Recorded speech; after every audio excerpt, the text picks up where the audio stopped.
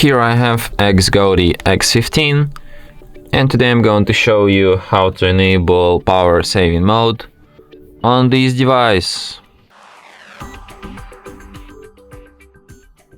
So to do this, firstly you have to open settings,